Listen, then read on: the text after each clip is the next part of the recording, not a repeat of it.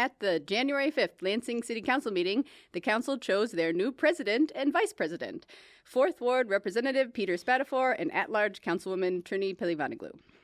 There was no other real city business. A failure of the accessible commenting option, disagreement about the procedure for signing up for public comment, and a racially charged comment saw this council off to a very rocky start.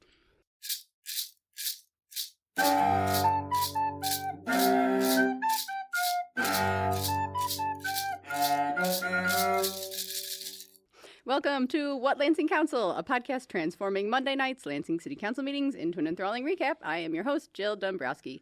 And today my very special guest is William Lawrence. Hello, William. Hi, Jill. Thank you so much for being here. Thank you for having me. William is running for United States Congress to represent Mid-Michigan's 7th Congressional District in Washington, D.C. A lifelong organizer, he founded a youth-led national climate action organization, Sunrise Movement, and has been working on housing issues at the local and state level as the founder of the Michigan Rent is Too Damn High Coalition. He was raised in East Lansing and now lives near downtown Lansing. Thank you again for having me. I love the show, and it's a pleasure to be here. Great. Could you tell us how you would describe Lansing in your own words? Sure. It's a great place to live. My wife and I love it. You know, I grew up in East Lansing, and when I was a young person, I was eager to get as far away from, my parents' house as possible. So I moved to the West Coast. I moved to the East Coast, and I got a little older and a little wiser, and I started thinking about the Midwest, started thinking about Michigan. And when I started thinking about that, I realized that there was no better place for me than Lansing. And so I moved back here in 2017. I've been here, my wife and I have been here for coming up on 9 years now. That's crazy. Living in Lansing again, and we love it. Nice. Amazing. And for your organizing with the National Climate Action Sunrise Movement, was that here or is it in other places in the country? So it grew out of organizing that began for me when I was in college in the Philadelphia area. Okay. And I was part of a student movement to divest university investments from fossil fuel companies. And we were able to move a lot of money out of big oil and gas and into renewables. But we knew always that we would need to wield power at the level of the federal government in order to actually address the climate crisis at the appropriate scale. Because that's where there's the spending power to be able to invest in renewable energy at the level we need to, and also the regulatory power to be able to hold big oil in check. Some of us who had met each other in the student movement, we founded this organization called Sunrise Movement, which was really designed to take the power of the youth movement and apply it at the level of the federal government. And we had a lot of success with that. That is amazing. Way to go. Thank you. Yeah. What is going on with that now? Well, I'll say that there's a Sunrise chapter at MSU, so Sunrise still exists nationally and has hubs all over the country. And it's no secret that it's been a tough several years, well, tough year, feels like several years, under the second Trump administration for climate and environmental priorities. So there's been a lot of defensive battles.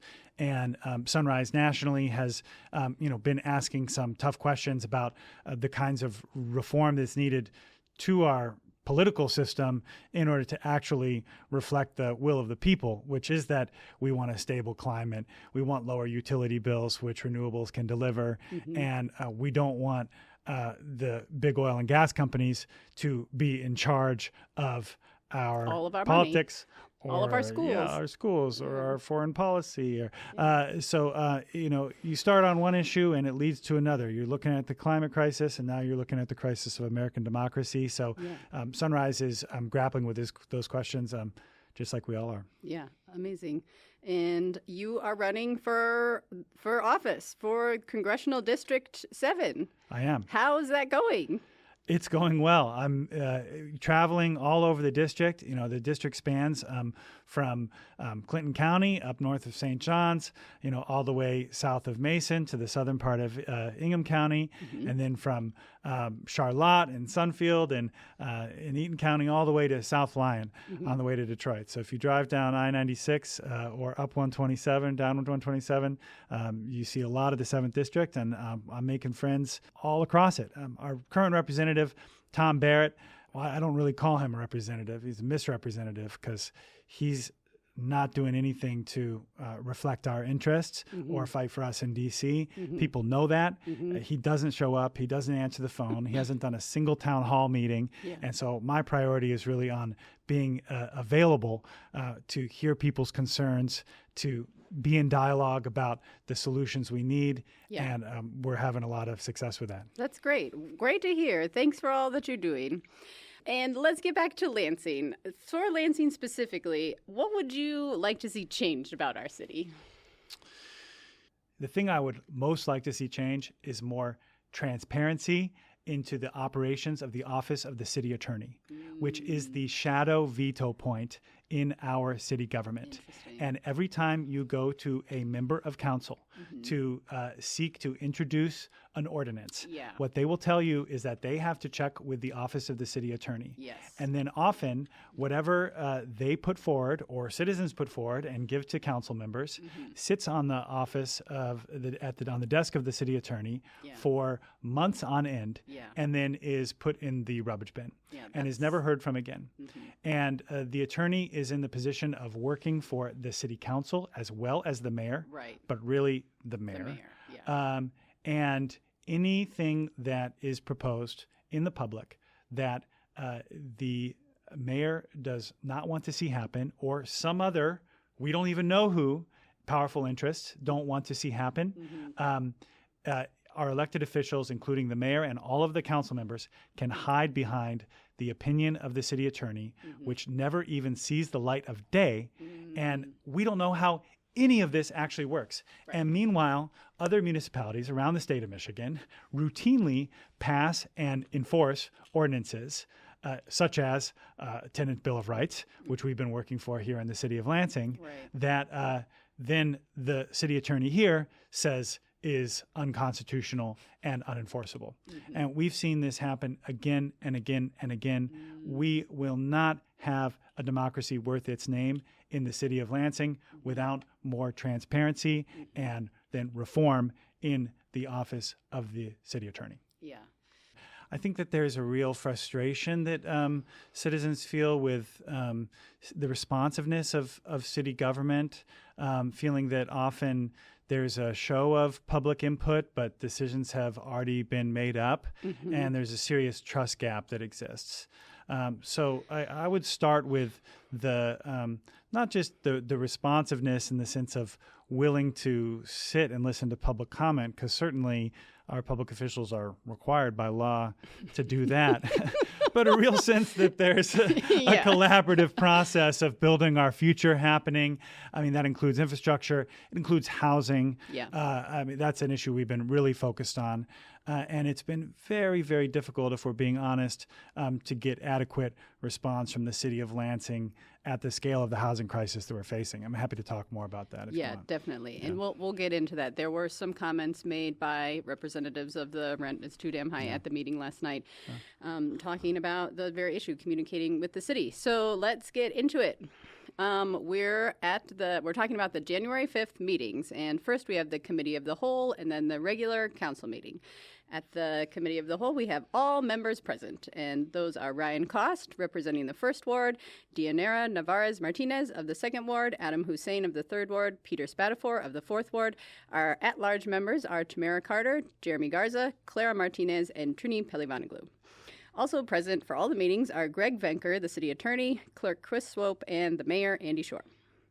So we started off with some public comment. There are 4 public comments in support of Ryan Cost for becoming president again. And these commenters cite how responsive he's been to constituents, how he speaks up at community meetings, even though he maybe doesn't have to give his views. He's been active in the community, is progressive and people-oriented. One of these commenters went on to, and I am struggling with how best to report this. I'm just going to go for it, and we'll do our best. One of the commenters went on to, quote, condemn inappropriate political maneuvering, and then said, old white people built this city and continue to move it forward while the creative class get their degrees and leave. This was shocking to everybody, I think. And a later commenter did express their disappointment that the meeting started with hate against people being said. And he said, I am not a white person, but I have lived in the city for decades, and I feel I've contributed to bringing the city forward. And let's all try to move forward together now. I'd say it was a very unfortunate comment. People of color have contributed hugely to the city of Lansing as members of the community, as property owners, as taxpayers, if that's what's important to you. Yeah. And it was unfortunate that it would come out that way. And I hope that the person who made the comment takes it as an opportunity for some serious reflection. And I'm glad to see that people are speaking out to say that this kind of characterization is not acceptable and isn't something that we can tolerate in our public forums. Yeah. Yep.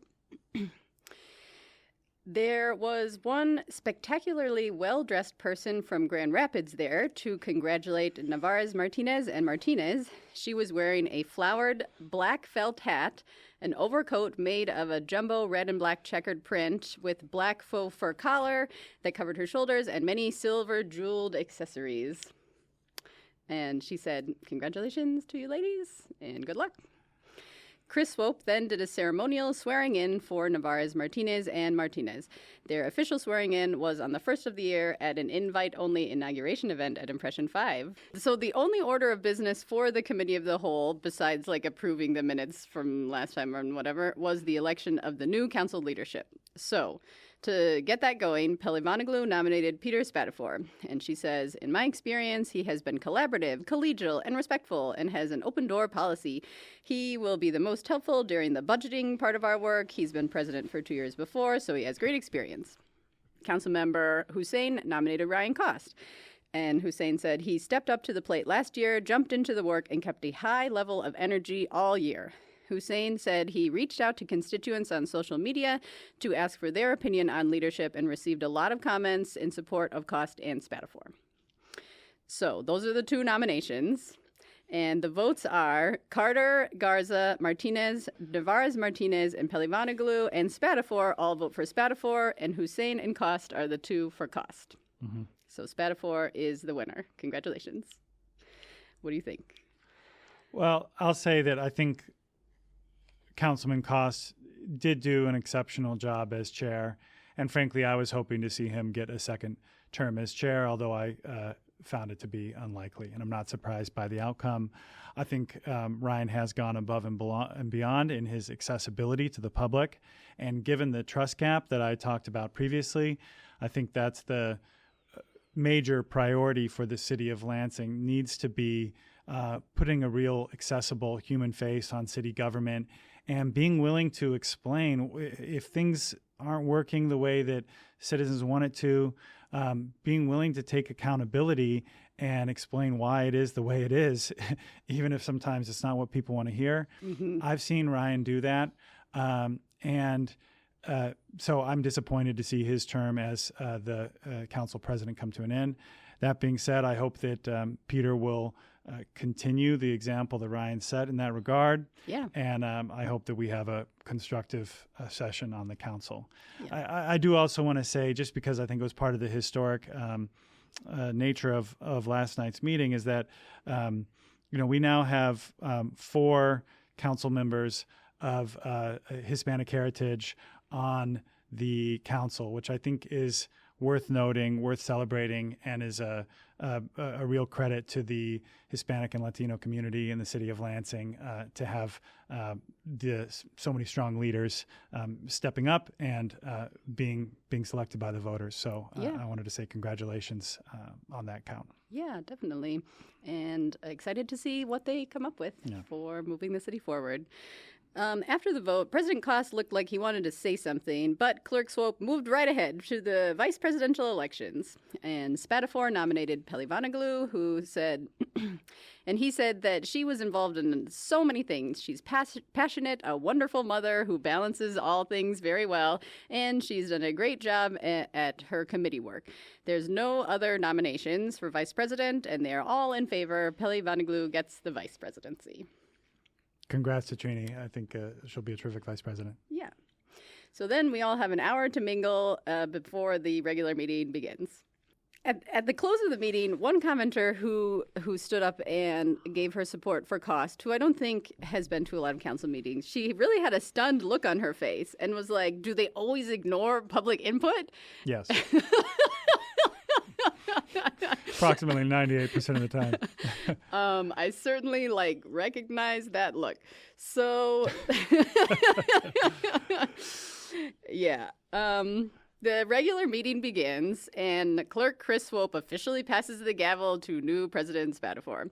Spadafore says, "Thank you to everyone for placing your support and faith in Trini and I. We will strive to work collaboratively to serve the people of Lansing." Next, Pehlivanoglu mentions the first at-large constituent contact meeting of the year will be at the Lansing Center with representatives from Deep Green, the hopeful data center developers. And there'll be a presentation, and people who show up can ask questions. So everyone come again to another data center meeting and ask more questions. Councilmember Hussein announces his Third Ward constituent contact meeting and how excited he is for the many developments in the Third Ward that will be happening this year. New Councilmember Martinez says, over the break, I looked up the history of the members who have served on this council so far. There have been over 300 men and only 20 women and only a handful of minorities. I am so honored to be here to serve the city in this role. Mayor Shore says, I'm welcoming the interim fire chief, Carrie Edwards Clemens, who I've put forward as the official new chief, and that decision goes to the city's Fire Commissioners Advisory Board for confirmation later this month. The mayor also mentioned some playground renovations and grants the city has opened to residents and neighbors to apply for, saying we prioritize distributing these funds directly to the citizens, so everybody apply for these city grants.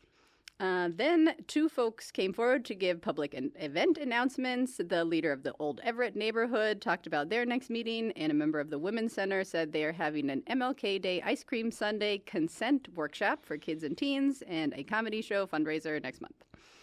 And then we had some more public comments. So there were two write-in comments that didn't really get talked about at all. One was asking for a forensic audit of the city's finances, and the other was from the Riotown Commercial Association asking for more relaxed parking enforcement in some areas of Riotown.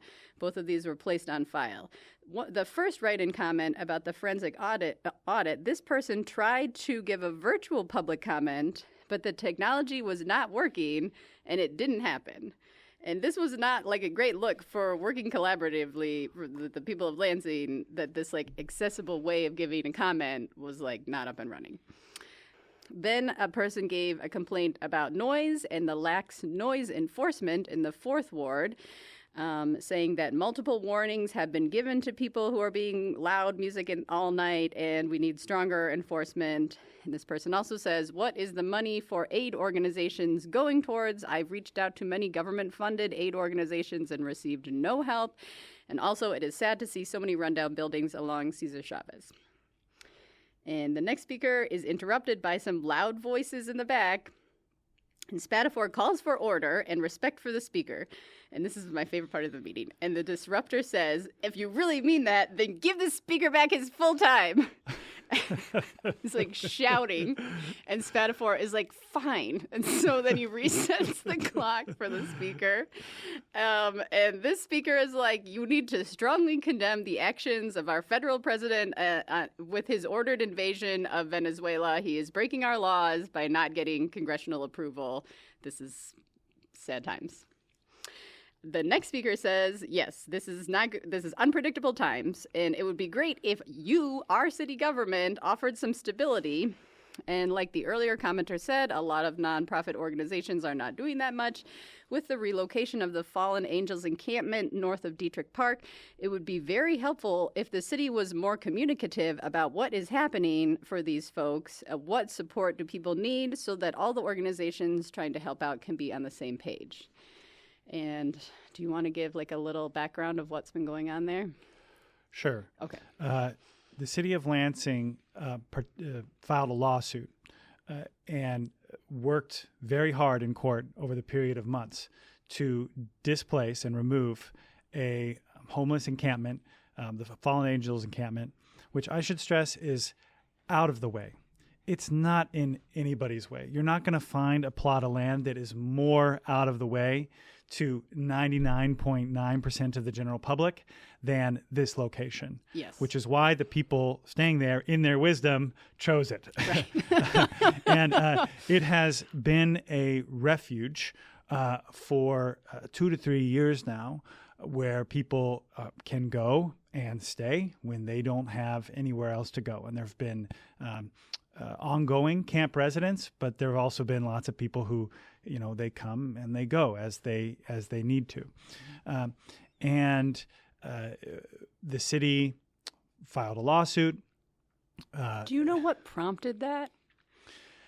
My understanding is that there had been complaints from one business owner that was in the vicinity that didn't like that there was foot traffic of unhoused people in the area. Mm-hmm. And the city had been looking the other way, and in fact had been sometimes telling unhoused people, hey, this is a place you could go. And this is known that they had been looking the other way, and they decided at a certain point that they would no longer look the other way. Got it. And so what they did is they worked to go after the business owners on whose property the camp was for basically a nuisance complaint, said that this is a violation of code, it's a public health hazard, and there's trash and litter on the property that you are not cleaning up. And so, but really what they wanted the business owners to do is to file a trespass complaint against the residents. And the business owners, to their credit, they didn't want to do that because they wanted to see people be adequately rehoused before moving forward with that. And Judge Aquilina, in whose courtroom this ended up, to her credit, also didn't want to just sweep people off this ground and into nothingness. She wanted to see them adequately rehoused and with dignity. And so she kept the case open for longer than she needed to, and was really pressuring the city to form an adequate rehousing plan. But ultimately, the city worked with the business owner on whose property, the property owner, because it wasn't really an active business, but the property owner where the camp was, the city came to a deal with them to displace the camp and move on with all of this. And the judge felt that she could no longer continue to stand on the side of the residents, because the residents were never granted any sort of official standing in the case. So this is all about them, but it's the city and the business owner and the judge, and the tenants are not allowed to speak for themselves in a legal sense. And I say tenants because these people were, established residents at this property for the duration of years. Yeah. So now what has happened is the city of Lansing has provided hoteling to 60 or so people who were there for the period of 6 weeks. So this went down in December, just before Christmas. Right. And the stay at the hotel is going to expire at the end of January or early February. It's coming right up. In the dead of winter. Yeah. In the coldest part of winter. And people are going to be right back out on the street without a stable place to go, which this encampment previously was. So in my view, it's an utter disgrace to the city of Lansing. The mayor's office and the office of city attorney, which prosecuted this case, ought to be ashamed of themselves. There is already one person who has died in the course of the move because it was a traumatic event to have to pack everything up, and he did not make it. More people may end up in that situation when they're back out on the street in February, and the city knows that people don't have anywhere to go. The city knows that there are not enough vouchers to adequately house the people who need it. There are not enough vouchers, and there is not enough truly affordable housing. The problem is that the rent is too damn high and people are too poor to afford it.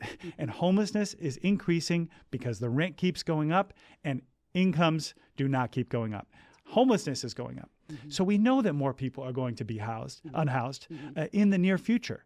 But they would rather give the appearance of doing something than adopt the wisdom of doing nothing, because simply to continue looking the other way would have been better in this case. And if you're not going to solve the problem, then why can't you just leave people alone? I do not understand it, and I find it to be just a real catastrophe. And like I said, the city ought to be ashamed. That's a lot. Yeah. Yeah. Yeah. Yeah. And, to their credit, we have seen people showing up consistently at council, keeping this issue alive at council, keeping it at the forefront of the minds of our city government, and really congrats to them for pushing this forward. And it will continue to be at the front of minds for everyone in our community until we can figure out, until we can corral the resources right. to be able to build more truly affordable housing and pass tenant protections that keep the most vulnerable people in their homes. And people have said at this meeting that it is more cost effective to house people than to not house people. And, if this makes such economic sense, like, why is this such a hard pill to swallow for the city? I guess it's like no one else is doing it that way, so we don't have any models. Is that true? I think that there are models around the country, but the real problem is the absolute lack of resources. Okay. Because we have a shortage of adequate housing at a price that people can afford. And it costs, MISHDA, the state housing agency, has found that the Lansing region needs, on average, 1,000 new or newly refurbished homes per year for the next 20 years in order to keep pace with demand while rehabbing our falling over housing stock. Yeah. Now, that comes to the billions of dollars, because to build or rehab a single house costs in the six figures. Yeah. And so the plain truth of it, and what the mayor will tell you, is that the city does not have enough money to deal with this on itself, which is part of why I'm running for Congress, where there is the spending capacity to be able to actually deliver billions of dollars to the Lansing region to be able to address this. Yeah. But again, if the mayor knows there's not enough money, why isn't he advocating for the more money? Why isn't he advocating it, and why can he not see the wisdom of letting people alone in a place that is out of the way, rather than just continuing to sweep them off the next street corner? And what you ultimately want, you're hoping to sweep them off the face of the earth. Yeah. What do you think is going to happen here? It sounds like you've got the voice of one business owner complaining, and then multiple groups and residents living there on the other side, and the choice that was made was to listen to the one business owner. Yes, and then they use these justifications like, it's unsafe. People are living in unacceptable conditions there. Yes. So we can't allow this to continue. Yes, it's unsafe. Yeah. Being unhoused is unsafe. It's like not their fault. It's unsafe. Yeah. And people are making choices to make the best of a bad situation. And if you do not allow people to congregate and to form community, then you're simply hoping that they end up in prison or dead. There's no other way to put it. Next at the meeting, I introduced myself to council, and I talked about my great little project that I have going on here, and I gave council some suggested goals that I made into a bingo just for them. And the second to last speaker said, congrats to all the new council members, but I would love to see you stick to your campaign promises. And she theatrically waved around some of their mailers, which I thought was a very good prop. But I did notice in the rewatch that one of them was for Kathy Dunbar, which was for a few years ago, but, the intention was there. And she said, stay in contact with your constituents. In the past, other council members have not done a good job with this. And if you need a role model, I would like to put forward Tamara Carter. She is doing an amazing job. And this person gets my Best Dressed Award. She had on crushed velvet stiletto lace-up boots with lace-trimmed jeans, a jean jacket, a bulky red and white and blue scarf, tortoiseshell glasses, and a Lions football beanie. Wow.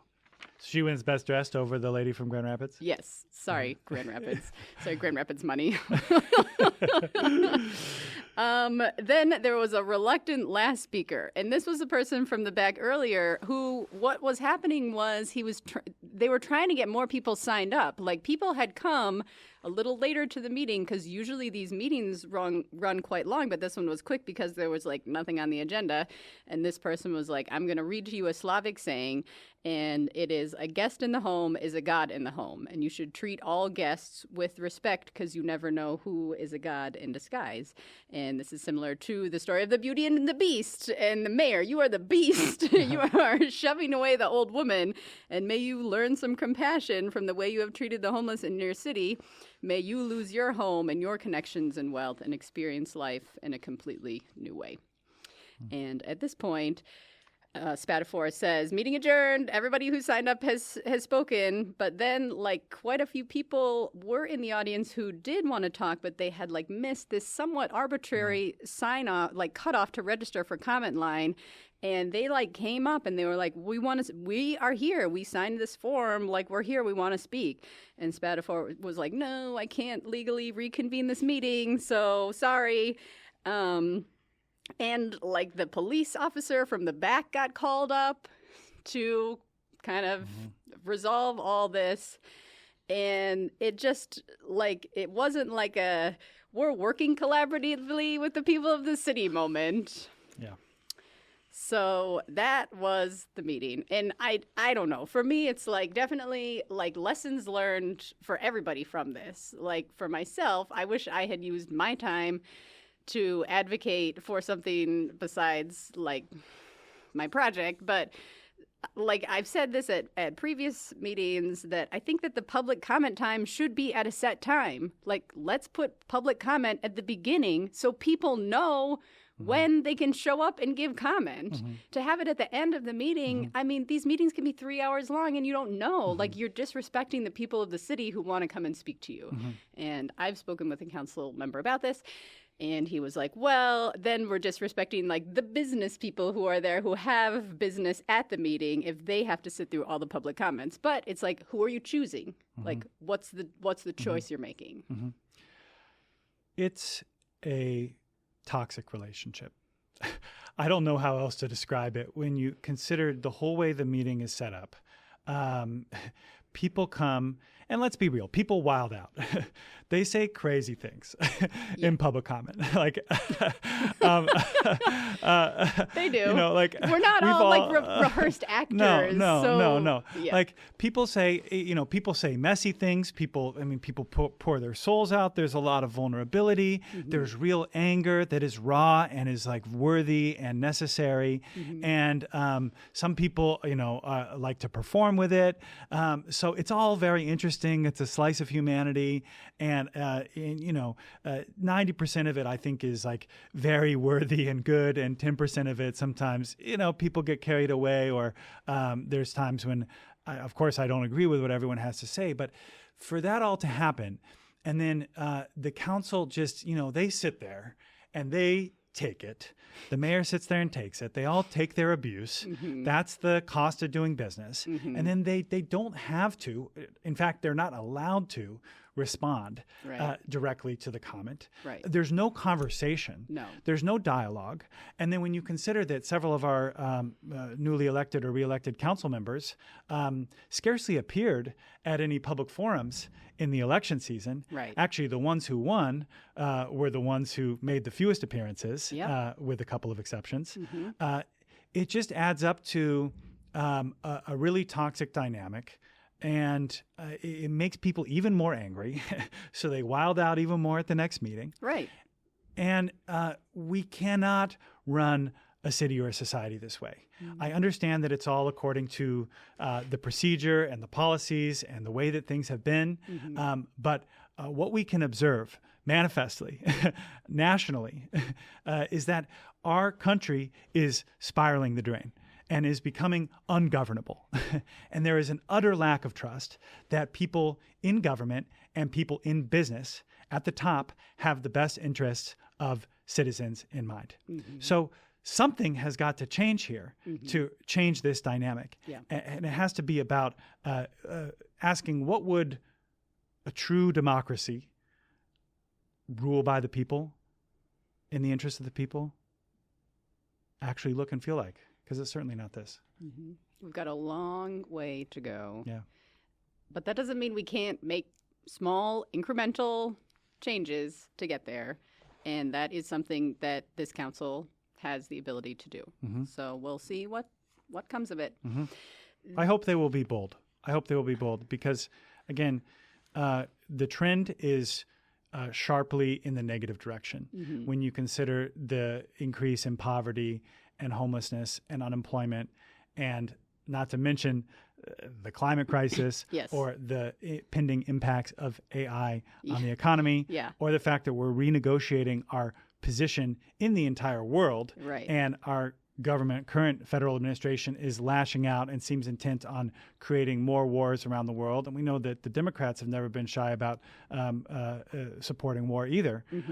And so, again, I respect the push towards incrementalism. Of course, we've got to focus on what we can do each day. That's all any of us can do. And we have to recognize that the momentum is sharply in the wrong direction. Things are getting dramatically worse. And so we can make things a little bit better today, but the overall trend is going to continue to be worse. We got to have big plans. We need some fixes to the economy and to the political order.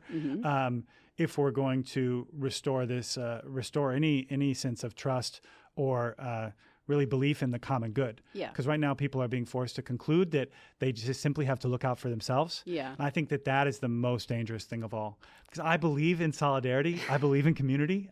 I believe that we live in a society and actually we're smarter together than we are separate from each other. And all of our actions impact so many other people around us. Everything that we do has an impact on others. To pretend that it doesn't. And I think it's good to reflect on that and to try to do well by each other. But when government is unresponsive and people see repeatedly that their interests are not reflected and their efforts to make a difference do not succeed, then people are going to conclude that they have to simply look out for themselves and their families, regardless of what harm comes to anybody else. And that is a very, very dangerous situation, and it helps the extreme right wing like Trump. And all these issues that you're talking about that are happening nationally, like they are being reflected in our local communities. I mean, it's easy to say like, oh, that's not going to affect me, but the data centers are coming here. We are seeing the poverty rise here. Like we are seeing that people don't have enough places to live right now, right here. So it's not like these are all issues that, we don't need to pay attention to. Like they're in our backyard. Like we're all part of it right now. Like if we go to war, like that's going to be all of us who are going to have to deal with it. So. And people's opportunity to get involved on a civic basis that matters and can have an impact is also here, ideally.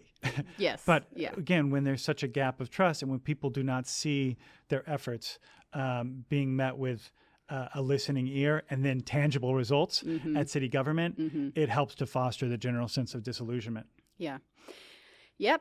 Well, great. Off to 2026. It's going to be great. You can check out the Patreon page I have set up, and this is a way for you to support me as a producer of local independent media that is this podcast. I have a bingo that I create for each meeting. You can see the results from that. You can see an issue map for all of the locations discussed during this meeting. The next council meeting will be next week, Monday the 12th, and our guest will be Julie Powers, the executive director of the nonprofit Immigration Law and Justice Michigan. William Lawrence, thank you for being here. Thank you, Joe. It was great. Thank you to the Public Media Center for letting us record with you. Thank you all for listening. Thank you all for listening. Yes. Could I say one more thing? Yes. Because I think I'm sensing your maybe disappointment with how the meeting went last night, and then just, we're talking about, I never shy away from talking about the challenges we face. And generally how things go on the campaign trail is I say things like, the American dream is dead. And then I talk for another 10 minutes and people say, wow, that was so inspiring. So I want to try to get to the inspiring part just a little bit in less than 10 minutes, just by saying that, like, we have to live in reality. My fundamental commitment is to face reality. And we have to. It's so hard. There's so many good TVs. I know. So many good TV shows. I know. And that is what the big tech companies want, is for us to, like, distract ourselves and numb ourselves out, rather than lean into the fact that, yeah, you know what, 2025, 26 now is a tough time. It's definitely a dark time in American history. Mm-hmm. And the kind of easy life that maybe some of us thought we were entitled to as old white people, is no longer there for us. Yeah. So, but we have incredible capacities as people to analyze. We have intellect to make sense of the situation. Mm-hmm. We have empathy to listen to the stories of people who are struggling and find our own humanity that is in common with them. Yeah. And then we have the creativity to band together and build organizations, build movements that fight for something better. And the history of humanity is about people, even in very, very, very dark times, banding together from the bottom up, even when the very, very worst people are in charge. And we can achieve a renewal of our society itself. But it has to start with facing reality. And so it's okay to be upset, and it's okay to be depressed, and it's okay to be burned out. I mean, I've been all those things over my years as an organizer, and, like, there are mornings when, it's really tough to get up and continue to face reality. But this is our life to live, and this is our opportunity. And I believe, if I believe in anything, it's people. We're capable of very, very bad things, but we're also capable of incredible acts of invention and creation. Mm-hmm. And that's what I love about Lansing, too, is the people. So I just hope that we can all continue to be creative, because getting stuck in one way of doing things. This goes for the city and the mayor and the council and everybody in the city hall, but it also goes for the people who are commenting on the other side of the dais. If we just go and we just yell, and have that catharsis of blowing off steam, and then we come back and do it again in 2 weeks, that's not going to lead us where we need to go either. So we have to figure out how to build organizations that can analyze the situation, establish a vision of where we can actually get to that would be better than this, and then work for that renewal of our city and our society. Yeah, we need some systems thinking. Yeah. We need to choose to move forward every second we can. Yeah. Make a choice. You have your choices. And everyone has their little superpower that can be part of that bigger picture. Yeah, yeah. That's right. There's some good messaging. Good luck. Thank you. Thank you. And goodbye. Bye. End of podcast. See ya.